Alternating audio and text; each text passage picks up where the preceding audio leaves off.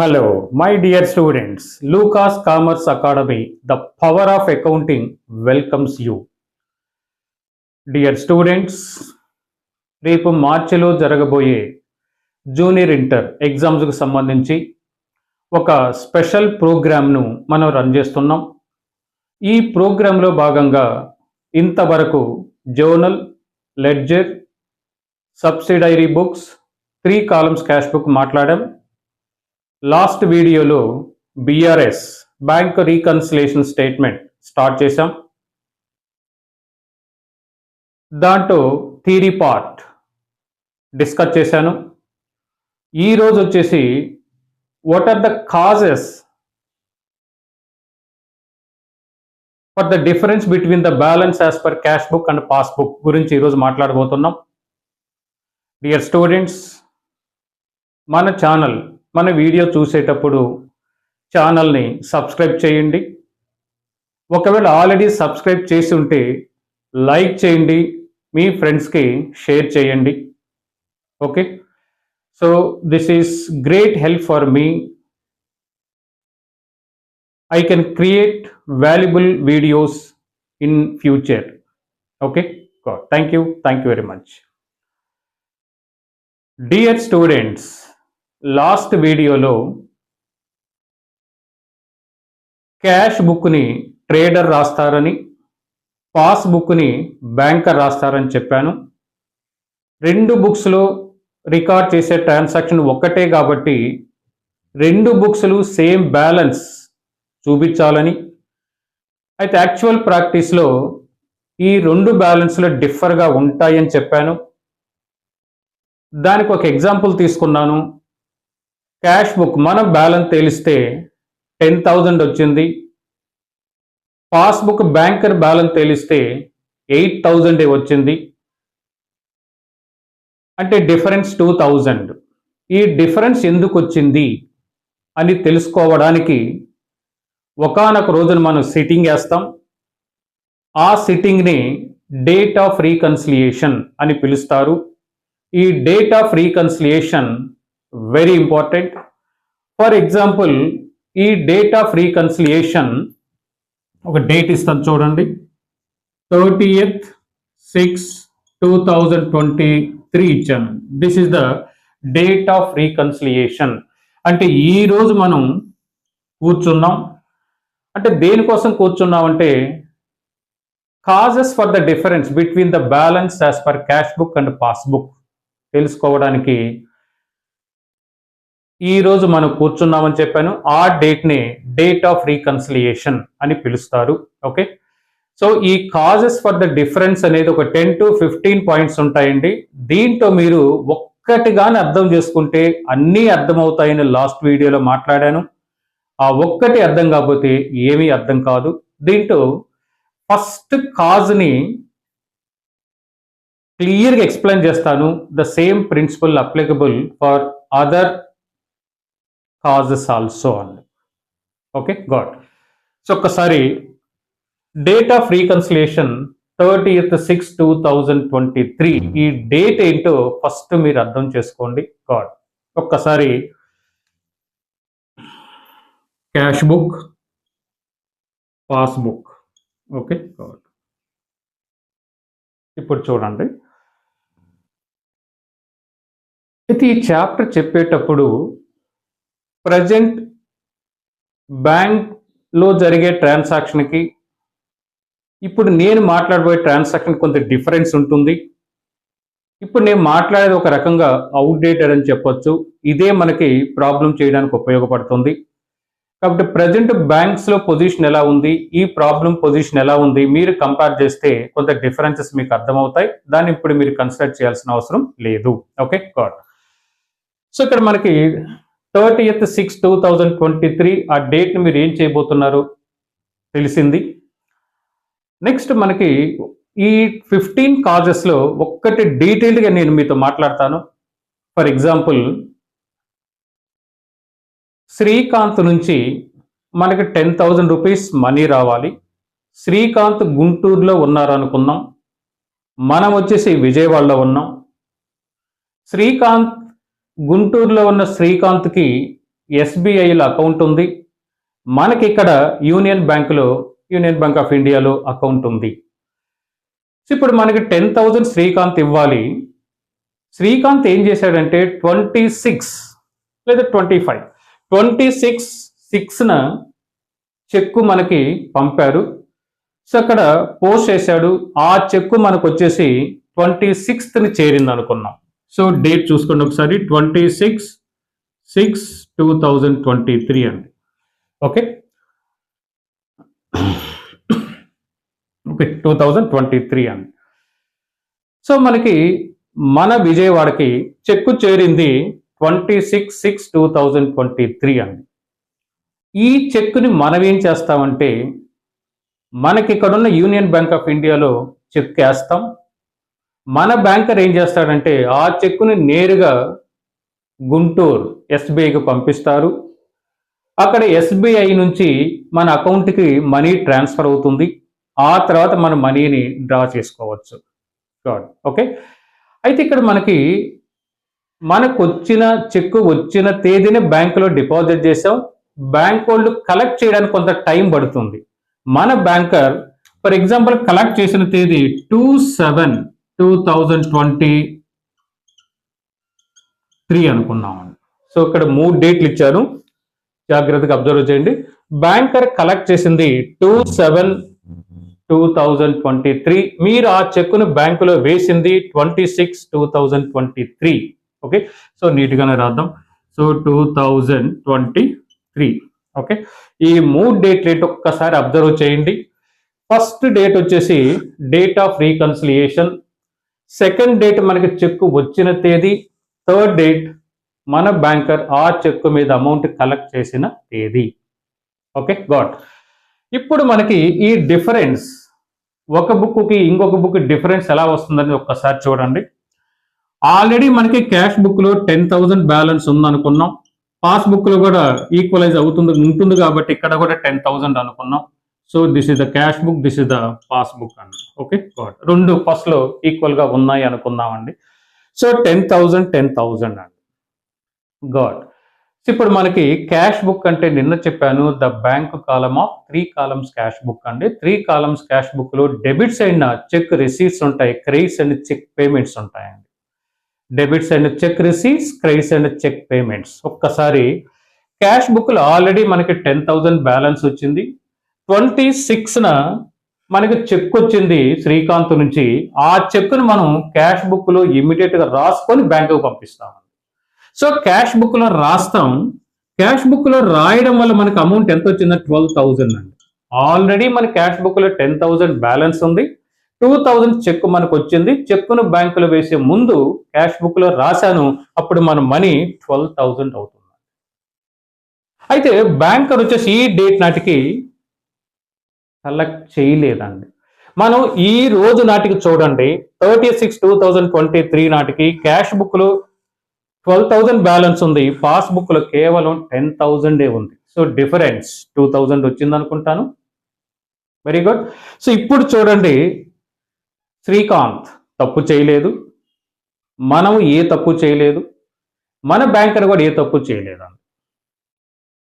Okay, అయినా cash book 12,000 balance చూపింది, passbook వచ్చేసి కేవలం 10,000 చూపిస్తుంది. డిఫరెన్స్ ఆటోమేటిక్గా 2,000 వచ్చింది. 30/6/2023 నాటికి క్యాష్ బుక్ 12,000 బ్యాలెన్స్ చూపింది, పాస్బుక్ వచ్చేసి కేవలం 10,000 బ్యాలెన్స్ చూపిస్తుంది. ఓకే, ఇప్పుడు మనం ఏం చేస్తామంటే క్యాష్ బుక్ బ్యాలెన్స్ మీరు తీసుకుంటే దానికి కొన్ని కూడికలు కొన్ని తీసివేతలు వేస్తే మీ ఆన్సర్ పాస్బుక్ ప్రకారం రావాలి. లేదా పాస్బుక్ని మీరు బేస్ చేసినట్లయితే ఆ పాస్బుక్ బ్యాలెన్స్కి కొన్ని కూడికలు కొన్ని తీసివేతలు వేస్తే క్యాష్ బుక్ ప్రకారం ఆన్సర్ వస్తుందండి. సో ఓకే, సో దీన్ని ఫస్ట్ వన్ చెప్పాను. ఇప్పుడు చూడండి, సో దాన్ని ఏమని పిలుస్తామంటే ఆ ట్రాన్సాక్షన్ని cheque received and deposited into bank but the banker has not collected the amount on the cheque till the date of reconciliation. This is the first reason.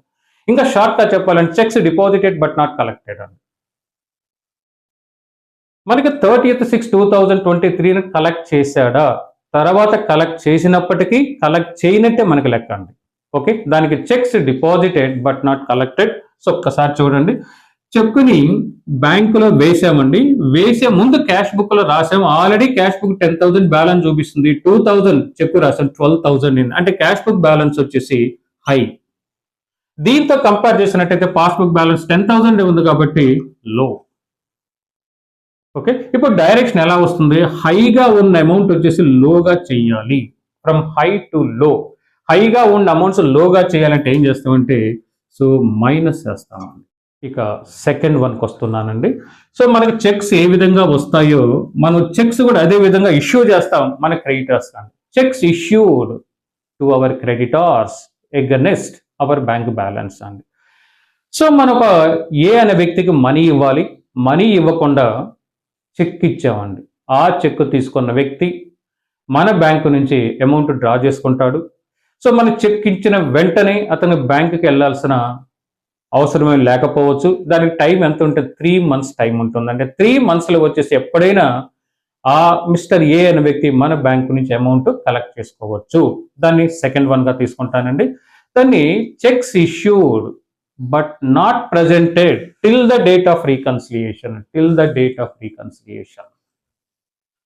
Checks మనం issue చేసాం, same మళ్ళీ అదే తీసుకున్నాం. Already మన cash book లో వచ్చేసి 10,000 balance ఉంది, 2,000 check ఇచ్చాం. చెక్ ఇచ్చే ముందు మన క్యాష్ బుక్ లో రాయడం, ఇది పేమెంట్, మనకి పేమెంట్ కాబట్టి క్యాష్ బుక్ లో 10,000 అమౌంట్ 2,000 తగ్గితే 8,000 వస్తుంది.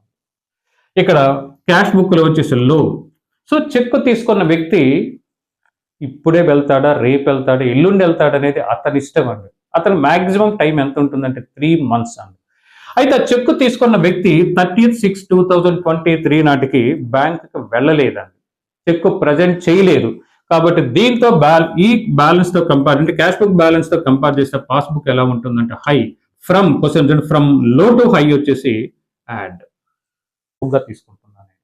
అంటే మీరు దేంతో స్టార్ట్ చేయాలంటే balance as per cash book start చేసి దానికి కొన్ని అడిషన్స్ కొన్ని సబ్ట్రాక్షన్ చేసినట్టయితే ఫైనల్ గా వచ్చే బ్యాలెన్స్ యాజ్ పర్ పాస్బుక్ అండి.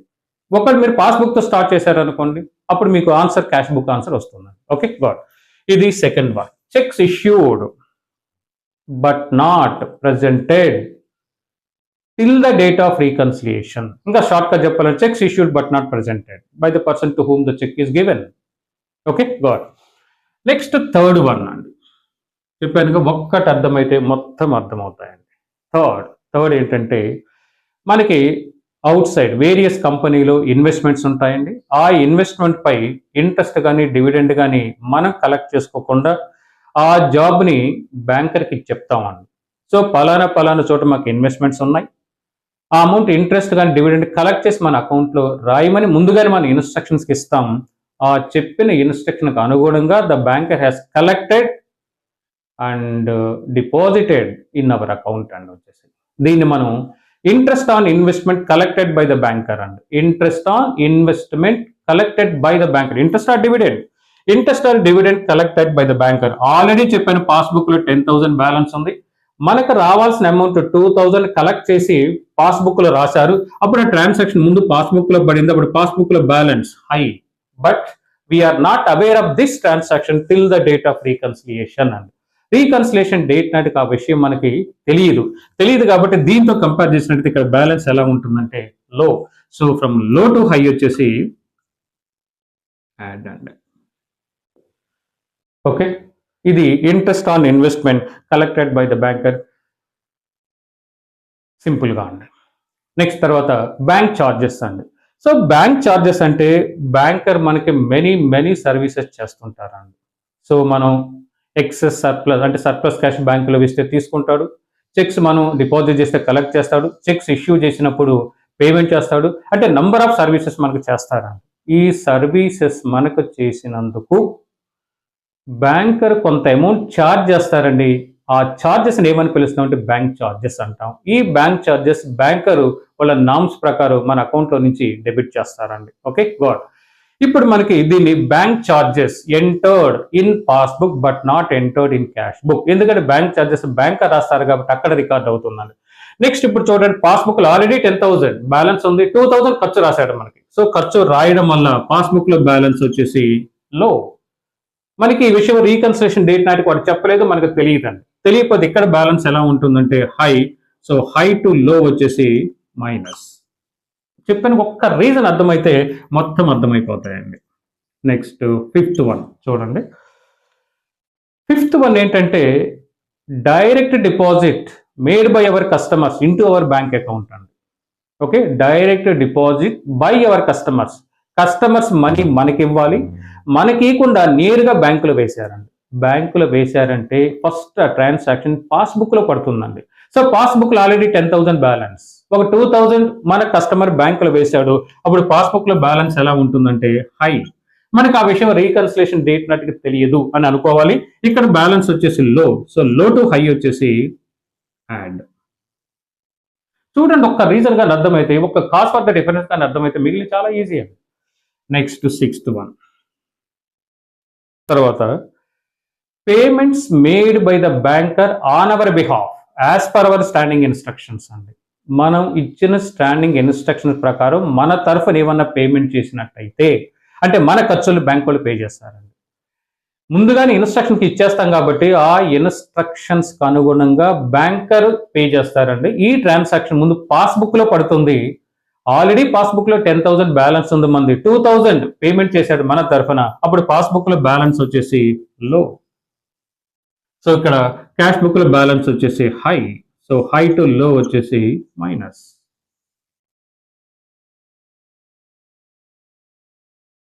ఓకే, నెక్స్ట్ తర్వాత చెక్స్ రిసీవ్డ్ ఫ్రమ్ కస్టమర్. ఒక కస్టమర్స్ మనకి చెక్ వచ్చిందండి, క్యాష్ బుక్ లో రాసాం but not sent to bank అండి.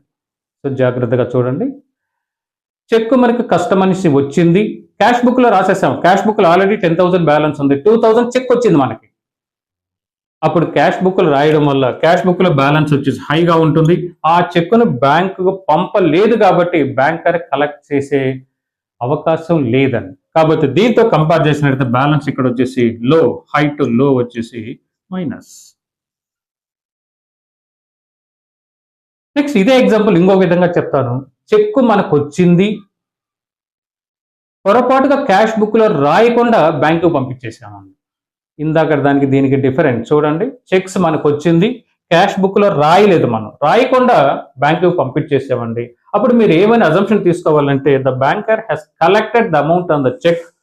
ఓకే, సో ఇప్పుడు ఈ ట్రాన్సాక్షన్ ముందు వచ్చేసి పాస్బుక్ లో పడుతుంది. పాస్బుక్ లో బ్యాలెన్స్ ఆల్రెడీ 10,000 ఉంది, ఒక 2,000 కలెక్ట్ చేశాడు కాబట్టి ఇక్కడ బ్యాలెన్స్ వచ్చేసి హై. మనం అసలు రాయలేదు కాబట్టి ఇక్కడ లో. లో టు హై వచ్చేసి యాడ్. ఇక్కడ మనం ట్రాన్సాక్షన్ ని రాయలేదు కానీ చెక్ మాత్రం బ్యాంకు పంపించేసాం. ఆ బ్యాంకర్ రీకన్సిలేషన్ డేట్ లోపు ఆ అమౌంట్ కలెక్ట్ చేశాడు కాబట్టి పాస్బుక్ లో బ్యాలెన్స్ హై, క్యాష్ బుక్ లో బ్యాలెన్స్ వచ్చేసి లో. Next interest on hour bank balance. మన డబ్బు బ్యాంకులో ఉందండి, దానిపై ఇంట్రెస్ట్ ఇస్తాడు మనకి బ్యాంకర్. ఆ ఇంట్రెస్ట్ ముందు పాస్బుక్ లో పడుతుంది, ఎందుకంటే ఇంట్రెస్ట్ ఇచ్చేది బ్యాంకర్ కాబట్టి ముందు బ్యాంకర్ రాసుకుంటారు. బ్యాంకర్ రాసుకునేటప్పుడు ఆల్రెడీ పాస్బుక్ లో మన బ్యాలెన్స్ 10,000 ఉంది, ఒక 2,000 ఇంట్రెస్ట్ రాసేసాడు అనుకున్నాం ఫర్ ఎగ్జాంపుల్. అప్పుడు దాని ఆన్సర్ వచ్చేసి 12,000 అయిందంటే పాస్బుక్ లో బ్యాలెన్స్ హై. కానీ మనకు ఆ విషయం ఈ రీకన్సిలేషన్ డేట్ నాటికి తెలియదు అనుకుంటే ఇక్కడ వచ్చేసి లో. సో లో టు హై వచ్చేసి add.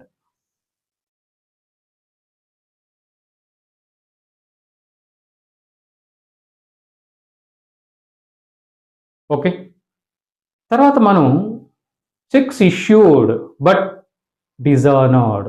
Check issued but dishonoured అండి. సో మనం చెక్ ఇష్యూ చేసాం, ఇష్యూ చేసినప్పుడు వచ్చేసి క్యాష్ బుక్ లో బ్యాలెన్స్ ఎలా ఉంటుందంటే మనకి చెక్ ఇష్యూ చేసే ముందు రాస్తాం క్యాష్ బుక్ లో బ్యాలెన్స్ వచ్చేసి లో. సో ఆ చెక్ పై మన బ్యాంకర్ పే చేయలేదు కాబట్టి ఇక్కడ బ్యాలెన్స్ వచ్చేసి high. So low to high వచ్చేసి దీన్ని కూడా యాడ్ చేస్తామండి. చెక్స్ ఇష్యూ చేసాం, ఇష్యూ చేసేటప్పుడు క్యాష్ బుక్ లో రాసాం, ఆల్రెడీ మనకి క్యాష్ బుక్ లో 10,000 బ్యాలెన్స్ ఉంది, 2,000 చెక్ ఇచ్చినట్టు రాశారు ఇష్యూ కాబట్టి బ్యాలెన్స్ వచ్చేసి లో. బ్యాంకర్ దానిపై పే చేయలేదు కాబట్టి అక్కడ బ్యాలెన్స్ హై. లో టు హై వచ్చేసి యాడ్. అదేవిధంగా checks deposited but dishonoured. Checks deposited but dishonoured. ఒకసారి చెక్స్ మనం వచ్చేసి డిపాజిట్ చేసాం, మన క్యాష్ బుక్ లో 10,000 బ్యాలెన్స్ ఉంది, 2,000 చెక్ను బ్యాంకులో డిపాజిట్ చేసే ముందు క్యాష్ బుక్ లో రాసాం, రాయడం వల్ల క్యాష్ బుక్ లో బ్యాలెన్స్ వచ్చేసి మనకి హై అవుతుంది. ఆ చెక్ డిజానర్ అయిందండి, డిజానర్ అయింది కాబట్టి ఇక్కడ బ్యాలెన్స్ వచ్చేసి లో. సో హై టు లో వచ్చేసి మైనస్. అదే విధంగా bills discounted but dishonoured, bills discounted but dishonoured and entered in the passbook but not entered in the cash book అండి. బిల్స్ ఆల్రెడీ మనం డిస్కౌంట్ చేసాం, ఆ డిస్కౌంట్ చేసిన బిల్లు డిజానర్ అయింది. ఆ డిజానర్ విషయం ముందు ఎవరికి తెలుస్తుంది అంటే మన బ్యాంకర్కి తెలుస్తుంది. ఆల్రెడీ మనకి పాస్బుక్ లో 10,000 బ్యాలెన్స్ ఉంది, 2,000 చెక్ డిజానర్ అయింది కాబట్టి వాటికి డెబిట్ చేస్తాడు, బ్యాలెన్స్ వచ్చేసి లో. మనకి రీకన్స్ట్రక్షన్ డేట్ నాటికి విషయం తెలియదు కాబట్టి ఇక్కడ లో అవుతుంది, మనకు తెలియదు కాబట్టి బ్యాలెన్స్ వచ్చి ఇక్కడ హై. సో హై టు లో వచ్చేసి మైనస్.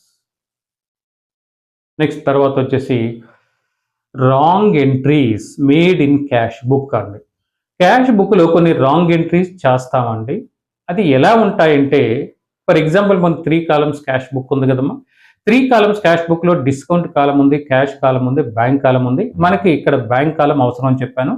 బ్యాంక్ కాలంలో రాయాల్సిన ఒక అమౌంట్ క్యాష్ కాలంలో రాశారండి, ఎర్రర్. క్యాష్ కాలంలో రాయాల్సిన అమౌంట్ వచ్చేసి బ్యాంక్ కాలంలో రాశారు, ఎర్రర్. అదేవిధంగా క్యాష్ బుక్ డెబిట్స్ అంటే బ్యాంక్ కాలం టోటల్ చేసేటప్పుడు ఓవర్ కాస్టింగ్ గా ఉండొచ్చు, అండర్ కాస్టింగ్ గా ఉండొచ్చు. ఇవే మిస్టేక్స్ క్రెడిట్ సైడ్ కూడా కావచ్చు అండి. సో ఇలాంటి ఎర్రర్స్ కానీ జరిగినట్టయితే ఆ ఎర్రర్ ఏంటో తెలిస్తేనే మనం క్యాష్ బుక్ హై బ్యాలెన్స్ లో బ్యాలెన్స్ చెప్పగలం, ముందుగానే ఇప్పుడు డిసైడ్ చేయలేమండి. అదేవిధంగా ఎర్రర్స్ మేడ్ ఇన్ పాస్బుక్ అండి. పాస్బుక్ లో కూడా బ్యాంకర్ పొరపాటు చేయొచ్చు అండి. ఆ ఎర్రర్ ఏంటో తెలిస్తే మనం ఈజీగా రెక్టిఫై చేస్తాము. Okay, so these are the main causes for the difference between the balance as per cash book and passbook. So ఈ డిఫరెన్సెస్లో, ఈ కారణాల్లో ఒక్కటి కానీ క్లియర్గా మీరు అర్థం చేసుకున్నట్టయితే రిమైనింగ్ చాలా ఈజీ అండి, చాలా ఈజీ. ఓకే, ఇది థియరాటికల్ పార్ట్ అండి. బిఆర్ఎస్ ఫస్ట్ పార్ట్ని థియరీగానే మాట్లాడాను, సెకండ్ పార్ట్ కూడా థియరీగా మాట్లాడాను. నెక్స్ట్ వీడియోలో వచ్చేసి మనం వీటి మీద ప్రాబ్లమాటిక్ చేయబోతున్నాం. సో ఆ ప్రాబ్లమ్స్ ఎలా ఉంటాయంటే, ఒక్కసారి క్యాష్ బుక్ బ్యాలెన్స్తో స్టార్ట్ చేస్తే పాస్బుక్ ఆన్సర్ వస్తుంది, పాస్బుక్ బ్యాలెన్స్తో స్టార్ట్ చేస్తే క్యాష్ బుక్ ఆన్సర్ వస్తుంది. ఇక్కడ నేను ఈ ఫస్ట్ ఏ బుక్ పెట్టాలనేది వెరీ వెరీ ఇంపార్టెంట్ అండి. సో నాకు క్యాష్ బుక్ బ్యాలెన్స్ ఇస్తే క్యాష్ బుక్ అని ముందు రాస్తాను. ఒకవేళ పాస్బుక్ తో స్టార్ట్ అయితే నేను ముందు పాస్బుక్ తీసుకుంటాను, తర్వాత క్యాష్ బుక్ తీసుకుంటాను. ఇప్పుడు చూడండి, ఇప్పుడు ఇక్కడ చెప్పింది ప్రతిదీ ఇక్కడ రివర్స్ అవుతుందండి. ఇప్పుడు చూడండి, ఇక్కడ ఏ బుక్ రాయాలి, ఫస్ట్ నాకు క్యాష్ బుక్ బ్యాలెన్స్ ఇస్తే ముందు క్యాష్ బుక్ రాసుకోవాలి, పాస్బుక్ బ్యాలెన్స్ ఇస్తే ముందు పాస్బుక్ రాసుకోవాలి. This is the very very important. ఇది కానీ పోతే టోటల్గా ప్రాబ్లం పోయినట్టేనండి. ఒకవేళ పాస్బుక్ ప్రకారం బ్యాలెన్స్ ఇచ్చాడు అనుకోండి, ఫస్ట్ పాస్బుక్ రాయాలి, తర్వాత క్యాష్ బుక్. ఇప్పుడు ఇలా స్టార్ట్ చేస్తే మనం ఇవన్నీ రివర్స్ అయిపోతాయి. చూడండి, ఒక ఎగ్జాంపుల్ మీకు చెప్తాను. చెక్స్ డిపాజిటెడ్ అంటే మనకి శ్రీకాంత్ నుంచి చెక్ వచ్చింది, ఆ చెక్ను బ్యాంకులో వేసే ముందు క్యాష్ బుక్ లో రాసాం. క్యాష్ బుక్ లో రాసామంటే ఆల్రెడీ క్యాష్ బుక్ లో 10,000 క్యాష్ బ్యాలెన్స్ ఉంది, 2,000 చెక్ రాసామంటే మనకు రిసీట్ కాబట్టి ఇక్కడ బ్యాలెన్స్ వచ్చేసి హై. రీకన్స్ట్రక్షన్ డేట్ లోపు బ్యాంకర్ కలెక్ట్ చేయలేదు కాబట్టి ఇక్కడ బ్యాలెన్స్ వచ్చేసి లో. సో లో టు హై వచ్చేసి యాడ్. సో ఇందాక లెస్ అయింది, ఇక్కడ యాడ్ అయ్యింది. సో ఇవన్నీ కూడా మనకు వచ్చేసి రివర్స్ అయిపోతాయండి. ఇంకొక ఎగ్జాంపుల్ చూడండి, చెక్స్ ఇష్యూడ్. మనం చెక్ ఇష్యూ చేసాం, మన క్యాష్ బుక్ లో 10,000 బ్యాలెన్స్ ఉంది, చెక్ మనం ఇష్యూ చేసాం కాబట్టి రాస్తాం, రాయడం వల్ల క్యాష్ బుక్ లో బ్యాలెన్స్ వచ్చేసి లో. సో రీకన్స్ట్రక్షన్ డేట్ లోపు బ్యాంకర్ పే చేయలేదు కాబట్టి ఇక్కడ బ్యాలెన్స్ వచ్చేసి హై, హై టు లో వచ్చేసి మైనస్. నెక్స్ట్ ఇంకొకటి చూడండి, ఇక్కడ ప్లస్ అయింది, ఇక్కడ మైనస్ అయింది. తర్వాత interest on investments or dividend on investment collected by the banker. మనకు రావాల్సిన ఇంట్రెస్ట్, మనకు రావాల్సిన బ్యాంకర్ కలెక్ట్ చేశారండి. పాస్బుక్ లో 10,000 బ్యాలెన్స్ ఉంది, మన అమౌంట్ 2,000 కలెక్ట్ చేసి అక్కడ రాశారు. పాస్బుక్ బ్యాలెన్స్ వచ్చేసి high, passbook balance high, cash book లో. సో హై టు లో వచ్చేసి మైనస్, ఇక్కడ ప్లస్ ఉంది, ఇక్కడ మైనస్. అదే విధంగా మిగిలిన అన్ని ట్రాన్సాక్షన్ కూడా అదే విధంగా వస్తాయి. Okay, God. సో ఇది BRS second part, theory part అండి. నెక్స్ట్ వీడియోలో వచ్చేసి మనం ప్రాబ్లమాటిక్ బిఆర్ఎస్ మీద చేయబోతున్నాం. So till then thank you very much dear students. Lucas commerce academy, the power of accounting మన అందరి ఛానల్. కాబట్టి మన ఛానల్ని సబ్స్క్రైబ్ చేయండి.